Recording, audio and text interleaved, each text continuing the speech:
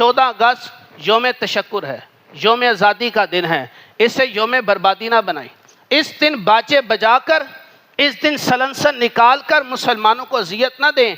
जिस दिन आज़ादी मिलती है ना, आज़ादी, उस दिन तो रब का शुक्र अदा किया जाता है। ये योम आज़ादी 30 लाख मुसलमानों की शहादत के बाद मिला ना, तो ये दिन एक तरह का योम बरसी भी हो गया ना, कि मुसलमान शहीद भी हुए थे। यार जिस दिन मुसलमान शहीद हुए उस दिन हम बाजे बजाएंगे, उस दिन हम म्यूज़िक चलाएंगे, उस दिन नाचेंगे, उस दिन हुल्लड़बाजी करेंगे।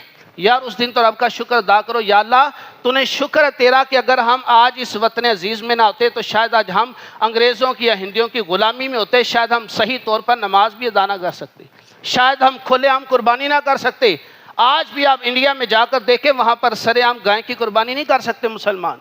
अगर आप इस वतन के अंदर रहकर सारा कुछ कर रहे हैं तो खुदारा अपने इस वतन के इस 14 अगस्त वाले दिन, आज़ादी वाले दिन, कम अज़ कम जो है वो गाने बाजे और इस तरह की चीज़ें सलनसन निकाल कर मोटरसाइकिलों पर जनाब वन व्हीलिंग करना और अपनी जान भी ख़तरे में डालना, मुसलमानों को भी तकलीफ़ देना, ये आज़ादी का मकसद नहीं था। आज़ादी का मकसद आज़ाद होकर अल्लाह की इबादत करना मकसूद था। अल्लाह मुझे आपको समझने अमल करने की तौफीक नसीब फरमाए।